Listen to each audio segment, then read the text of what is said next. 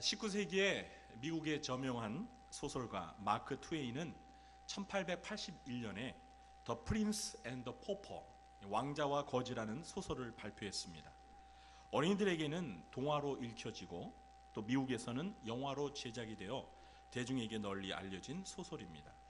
이 소설은 생년월일이 같고 쌍둥이처럼 외모가 닮은 왕자와 거지가 어느 날 서로 옷을 바꿔 입고 뒤바뀐 신분으로 살면서 벌어지는 좌충우돌의 이야기입니다. 왕자가 된 거지는 궁궐에서 여전히 거지처럼 행동을 하고, 거지가 된 왕자는 거지들의 세계에서 여전히 왕자처럼 행세를 하다 둘 다 미친 사람 취급을 받게 됩니다.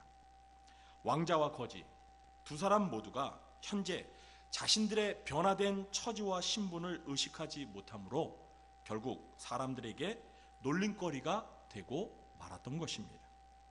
성경은 죄인이 예수님을 믿게 되는 순간 그의 삶에는 이전과 전혀 다른 놀라운 변화가 일어났음을 가르쳐주고 있습니다. 고린도후서 5장 17절입니다. 그런즉 누구든지 그리스도 안에 있으면 새로운 피조물이라. 이전 것은 지나갔으니 보라, 새 것이 되었도다. 아멘. 그래서 오늘 이 시간에는 신자의 변화된 신분이라는 제목으로 예수님을 믿게 될 때 신자에게 어떤 신분의 변화가 있는지에 대해서 살펴보며 은혜를 나누도록 하겠습니다.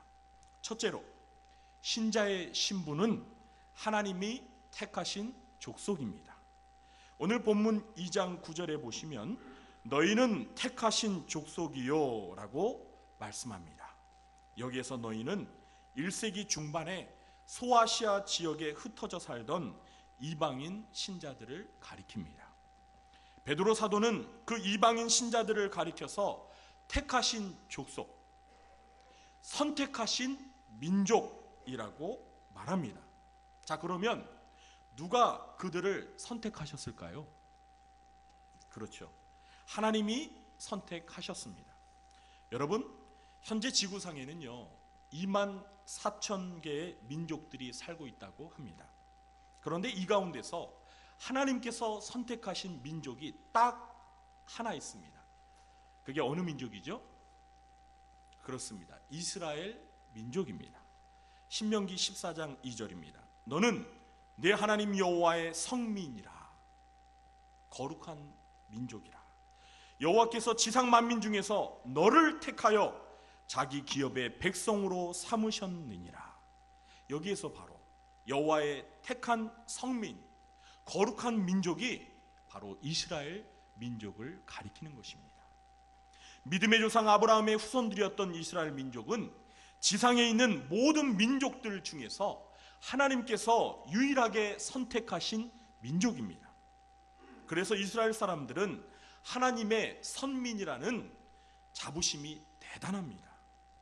2만 4천 대 1이라는 경쟁률을 뚫고 하나님으로부터 선택되었으니 그러한 자부심을 가질 만한 것도 사실입니다. 그런데 이것은 어디까지나 예수님이 오시기 전 구약시대의 이야기일 뿐입니다. 이제 예수님이 오시면서 신약시대에는 이스라엘 민족이 아니어도 예수님을 믿는 사람들이면 누구나 하나님의 선택된 민족이 될 수 있습니다. 갈라디아서 3장 7절입니다. 그런즉 믿음으로 말미암은 자들은 아브라함의 자손인 줄 알지어다. 믿음으로 말미암은 자들은, 예수님을 믿는 자들은 아브라함의 자손 이스라엘임을 알지어다 라고 말하고 있습니다. 갈라디아서 3장 29절입니다.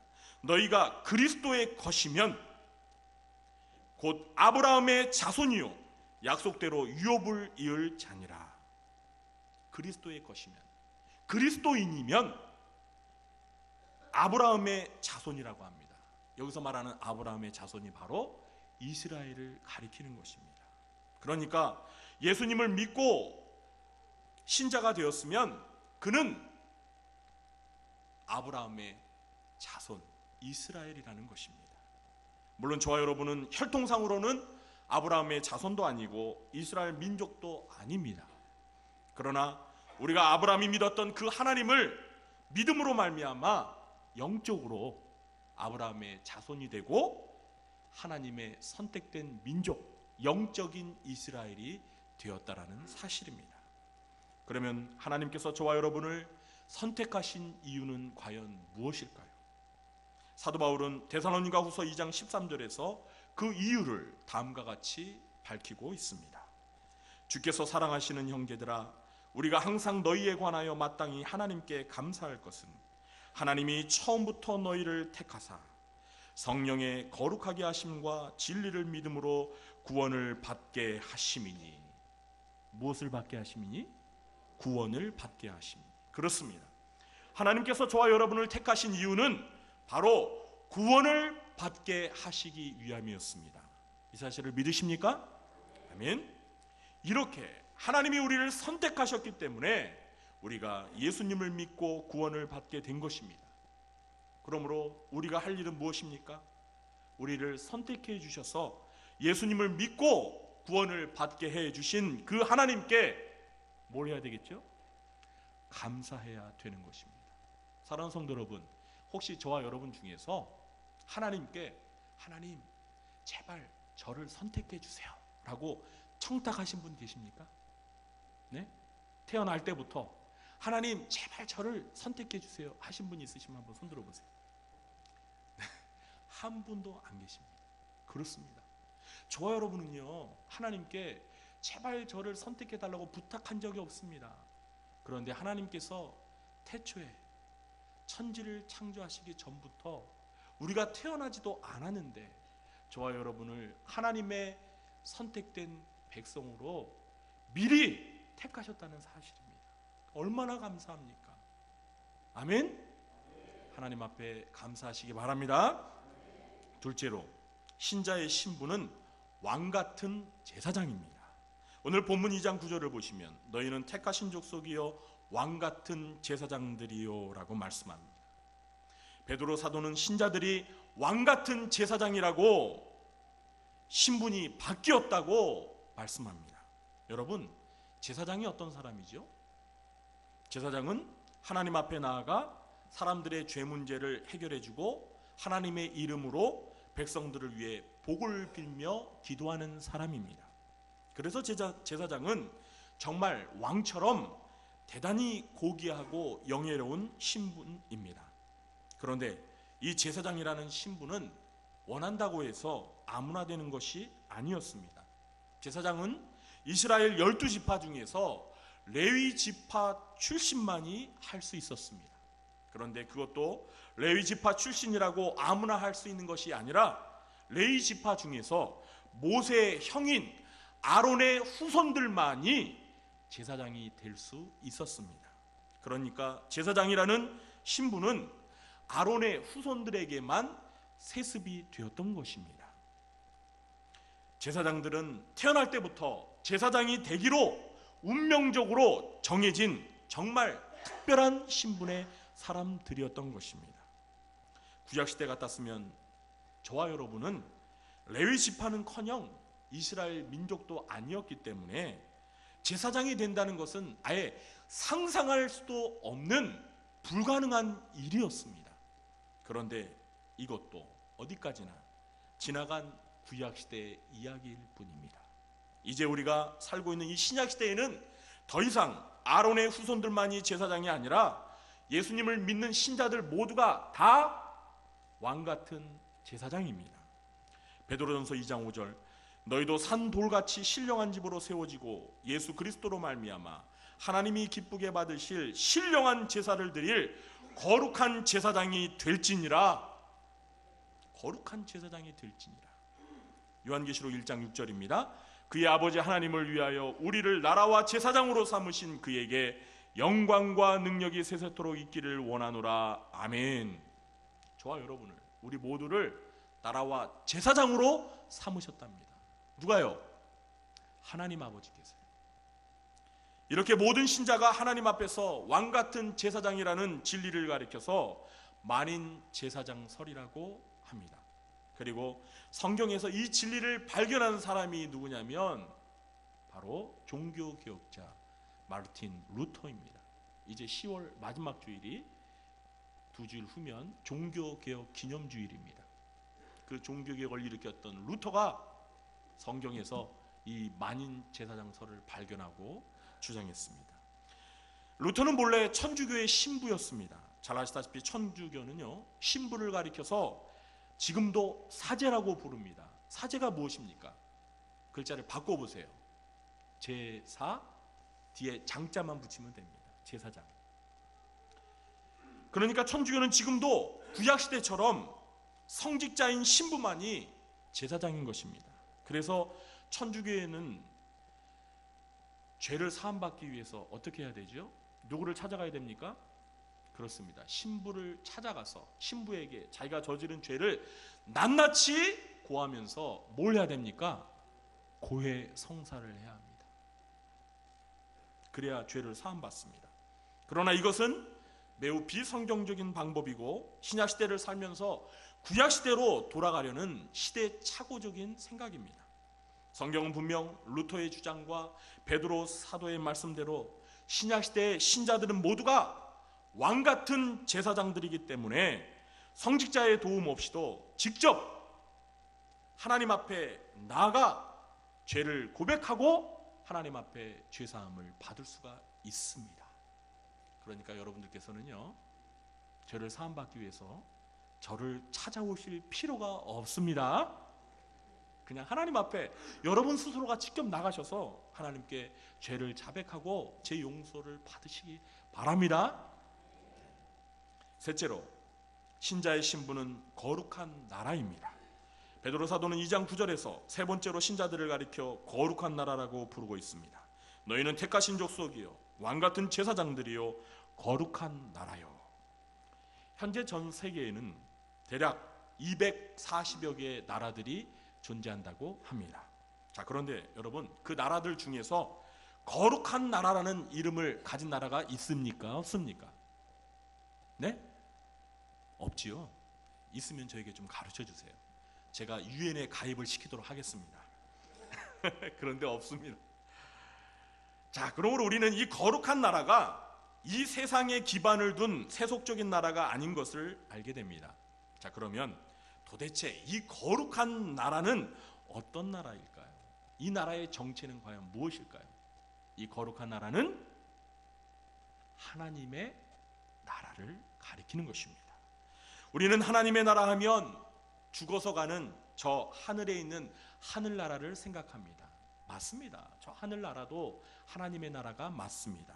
그러나 베드로 사도는 이 땅에 사는 신자들이 바로 하나님의 나라, 곧 거룩한 나라라고 말씀하고 있습니다. 그러면 어떻게 신자들이 하나님의 나라가 될 수 있는 걸까요? 예수님께서는 누가복음 17장 20절과 21절에서 하나님의 나라에 관하여 다음과 같은 말씀을 하셨습니다. 바리새인들이 하나님의 나라가 어느 때 임하나이까 묻거늘 예수께서 대답하여 이르시되 하나님의 나라는 볼 수 있게 임하는 것이 아니요 또 여기 있다 저기 있다고도 못하리니 하나님의 나라는 너희 안에 있느니라. 하나님의 나라가 어디 안에 있다고요? 저와 여러분 안에 있다고 말씀하십니다. 여기에서 하나님의 나라는 너희 안에 있다는 예수님의 말씀의 의미는 무엇일까요? 그것은 신자가 예수님을 믿게 될 때 신자 안에 성령 하나님께 오셔서 거하심으로 신자 안에 하나님이 다스리시는 하나님의 나라가 세워진다는 것을 의미하는 것입니다. 고린도전서 3장 16절입니다. 너희는 너희가 하나님의 성전인 것과 하나님의 성령이 너희 안에 계시는 것을 알지 못하느냐. 우리 신자들 안에 누가 계신다고요? 하나님의 성령이 계신다는 것입니다. 그래서 우리 신자가 하나님의 성전이고 우리 신자들이 바로 하나님의 거룩한 나라라는 것입니다. 그렇습니다. 우리 안에 성령님이 계심으로 우리가 하나님의 거룩한 성전이 되고 하나님이 다스리시는 거룩한 나라가 되는 것입니다. 그러므로 신자들로 구성된 교회야말로 이 땅에 임한 하나님의 나라라고 말할 수 있습니다. 자, 그러면 우리가 하나님의 거룩한 나라를 잘 유지하기 위해서는 어떻게 해야 될까요? 무엇보다도 우리 안에 계시는 성령 하나님께서 우리를 온전히 다스릴 수 있도록 늘 성령님께 순종하면서 성령님을 따라 살아야 합니다. 이렇게 하면 성령의 9가지 열매를 맺게 되고 성령 충만한 삶을 살 수가 있는 것입니다. 이것이 바로 거룩한 나라를 이루며 사는 삶의 방식인 것입니다.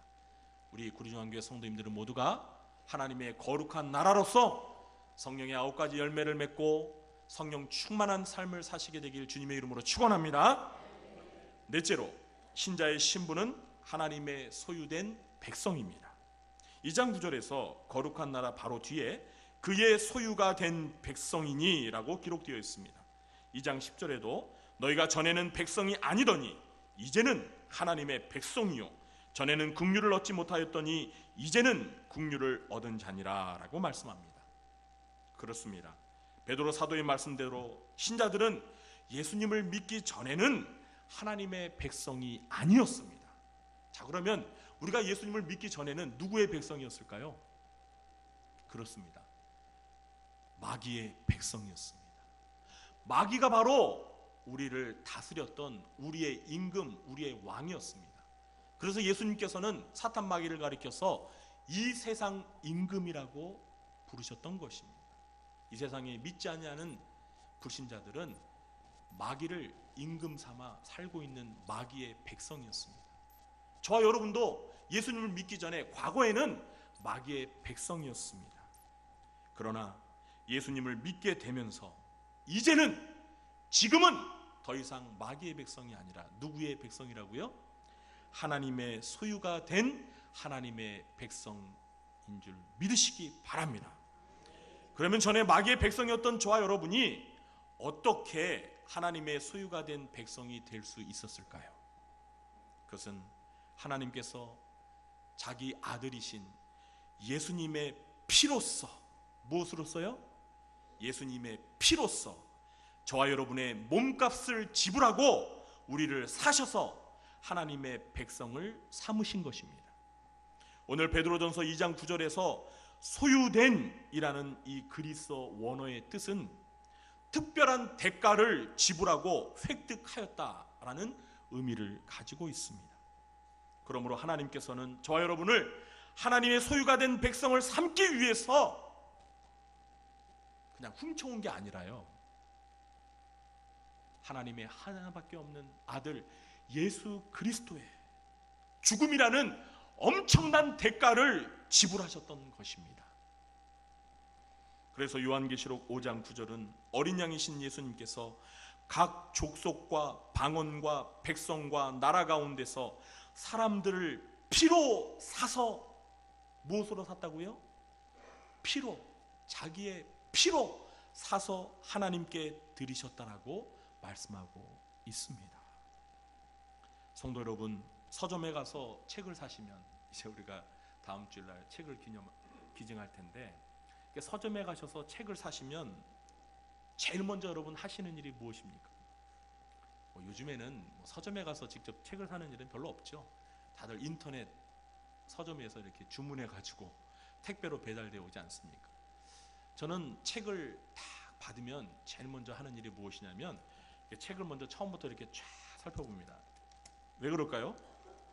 혹시 파본된 낙장이 없나? 그럼 교환을 해야 되잖아요. 먼저 쫙 봅니다. 그럼 이상이 없으면 그 다음에 앞장을 딱 펼쳐요. 그리고 제일 먼저, 그렇죠, 제 이름을 쫙 씁니다.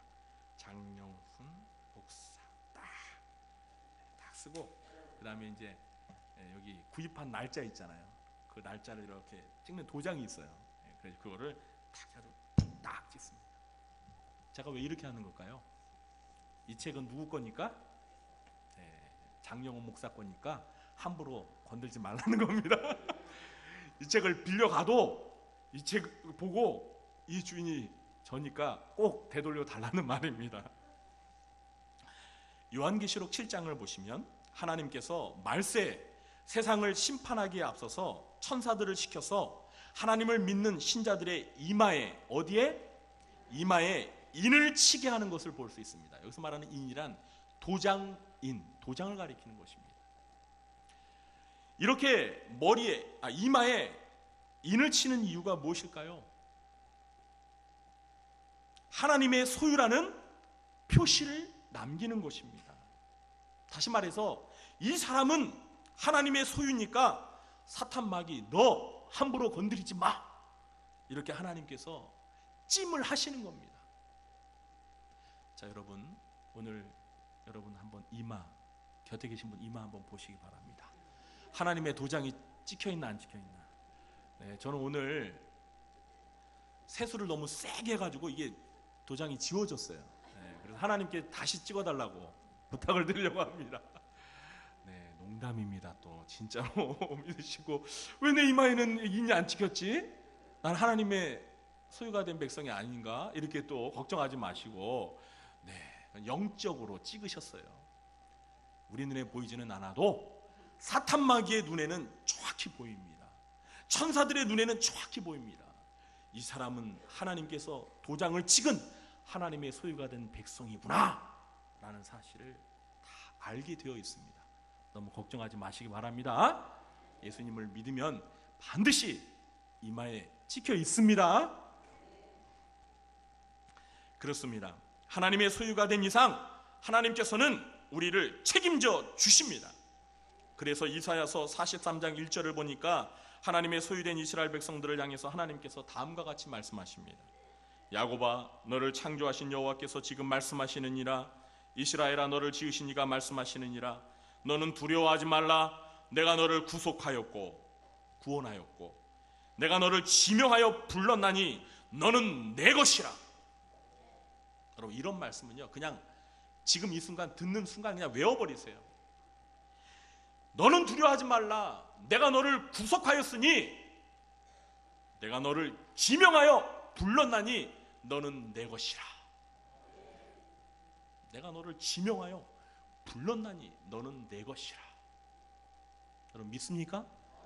우리 곁에 계신 분 바라보면서 이렇게 여러분 가슴에 손을 대고 보면서 나는 주님 거야. 이렇게 한번 말씀해 보세요. 나는 주님 거야. 나만 주님께 아니라 우리 모두가 주님의 것인 줄 믿습니다. 그래서 마귀도 함부로 못해요. 하나님께로부터 난 자는 만지지도 못한다고 했습니다. 믿으십니까? 하나님께서 우리를 소유하셨기 때문에 마귀는 우리를 넘볼 수가 없어요. 내 손에서 빼앗을 자가 있다 없다? 없다. 아멘. 또한 하나님의 소유된 백성이라는 말에는 하나님께서 우리의 주인이 되시고 왕이 되신다는 의미가 담겨 있습니다. 그러므로 하나님의 소유가 된 백성인 저와 여러분은 우리의 주인이자 왕이신 하나님께 감사한 마음과 더불어 충성과 헌신을 다해야 하는 것입니다. 우리는 이렇게 해서 신자들의 변화된 신분 4가지를 살펴보았습니다. 그 4가지가 무엇이죠? 첫째, 택하신 족속. 두 번째는 왕같은 제사장. 그리고 세 번째는 거룩한 나라. 그리고 마지막 4번째는 하나님의 소유가 된 백성입니다. 아멘. 잘하세요. 이게 남의 이야기 하는 게 아니라 나의 변화된 신분에 대해서 말하는 것입니다. 물론 신자들의 변화된 신분이 이 4가지만을 말하는 것은 아닙니다. 신약 성경에서는 예수님을 믿을 때 신자들의 변화된 신분에 대해서 여러 가지를 말하고 있습니다. 가령 신자들은 죄인에서 의인으로, 마귀의 자식에서 하나님의 자녀로, 죄의 종에서 의의 종으로, 세상과 가늠한 여인에서 그리스도의 정결한 신부로 신분이 변화되었습니다. 언제요? 예수님을 나의 구주와 주님으로 믿는 그 순간에 저와 여러분의 신분이 이렇게 완전히 바뀌었다는 사실을 믿으시기 바랍니다. 그러므로 신자들은 먼저 예수님을 믿게 될 때 자신의 신분이 어떻게 바뀌었는지에 대해서 잘 알아야 합니다. 왜 잘 알아야 될까요? 그 이유는 그 변화된 신분에 걸맞은 행동과 삶을 살기 위해서 그렇습니다. 그래서 사도 바울은 에베소서 5장 8절에서 이렇게 말합니다. 너희가 전에는 어둠이더니 이제는 주 안에서 빛이라. 저와 여러분이 과거에는 뭐였다고요? 어둠이었다는 거예요. 어둠 속에 살던 어둠의 자식들이었다는 거예요. 그러나 이제 예수 그리스도를 믿는 순간 이제는 지금은 뭐라고요? 주 안에서 빛이라. 예수님이 산상보훈에서 그랬잖아요. 너희는 세상의 빛이라. 아멘. 그런데 여러분, 그 다음을 들어보세요. 빛의 자녀들처럼 행하라. 빛의 자녀들처럼 살아라. 저 여러분이 이제는 주 안에서 빛이 되었으면 그 신분에 걸맞게 빛의 자녀들처럼 살라는 것입니다. 아멘. 오늘 본문에서도 베드로 사도는 2장 9절과 10절에서 신자의 변화된 4가지 신분에 대해서 말씀하고 나서 9절 하반절과 11절과 12절에서 신자가 어떻게 살아야 하는지에 대해서 3가지 권면과 당부의 말씀을 이어가고 있습니다. 그 3가지가 무엇입니까? 첫째, 하나님의 아름다운 덕을 선포하는 삶을 살아야 합니다. 9절 중반절을 보시면 이는 너희를 어두운 데서 불러내어 그의 기이한 빛에 들어가게 하신 이의 아름다운 덕을 선포하게 하려 하심이라. 다시 말해서 하나님께서 우리에게 베푸신 은혜와 사랑에 대하여 간증하며 전도하며 살라는 것입니다. 둘째는 거듭난 영혼을 거슬러 싸우는 육체의 정욕을 제어하며 살아야 합니다. 11절을 우리 한 목소리로 읽어보겠습니다. 사랑하는 자들아, 거류민과 나그네 같은 너희를 권하노니 영혼을 거슬러 싸우는 육체의 정욕을 제어하라. 아멘. 한마디로 육체의 정욕대로 살지 말고 하나님의 성령을 따라 살라는 것입니다. 그리고 마지막 3번째로, 마지막 3번째가 어디 갔죠? 희한하네요. 희한하네. 마지막 3번째가 어디 갔을까? 마지막 3번째는 무엇일까요? 갑자기 제 머리가 백지 상태가 되어버렸습니다. 네. 마지막 3번째는 걱정하지 마세요. 이방인 중에서 선행을 행하며 하나님 앞에 영광 올려드리는 삶을 살라는 것입니다. 우리 12절 말씀 같이 한번 읽어보겠습니다. 너희가 이방인 중에서 행실을 선하게 가져 너희를 악행한다고 비방하는 자들로 하여금 너희 선한 일을 보고 오시는 날에 하나님께 영광을 돌리게 하려 함이라. 아멘.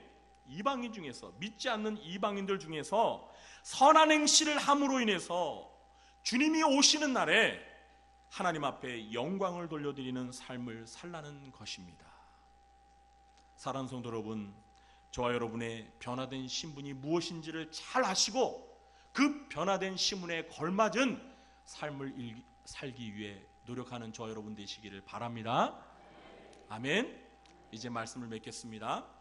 사랑하는 성도 여러분, 저와 여러분은 왕자와 거지 중에 저와 여러분은 누구입니까?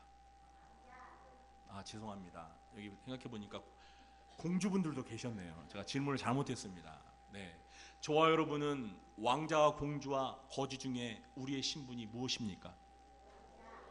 왕자이십니까? 공주이십니까? 자, 그러면 제가 다음 질문도 드리겠습니다. 그러면 저와 여러분은 왕자와 공주로 사십니까? 아니면 거지로 살고 계십니까? 네. 굳이 말 안 해도 어떻게 살아야 되는지 아시겠죠? 오늘 말씀을 잘 기억하셔서 우리가 예수님을 믿게 될 때 변화된 우리의 신분이 무엇인지를 잘 알고 그 신분에 걸맞은 변화된 삶을 사셔서 우리를 택하시고 우리를 부르시고 하나님의 자녀 삼으시고 우리에게 존귀한 신분을 부여하신 하나님의 자녀로서 그 신분에 걸맞는 아름다운 삶을 사셔서 하나님 앞에 영광 올려드리는 저와 여러분 되시기를 주님의 이름으로 축원합니다. 기도하시겠습니다. 하나님 아버지, 감사합니다. 전에는 어둠이었던 저희들을 불러내시사 주 안에서 빛이 되게 하셔서 감사합니다. 저희들의 변화된 신분이 무엇인지를 잘 알고 이제는 그 신분에 걸맞은 변화된 삶을 살기를 원합니다. 성령님 도와 주옵소서. 예수님의 이름으로 감사하며 기도하옵나이다.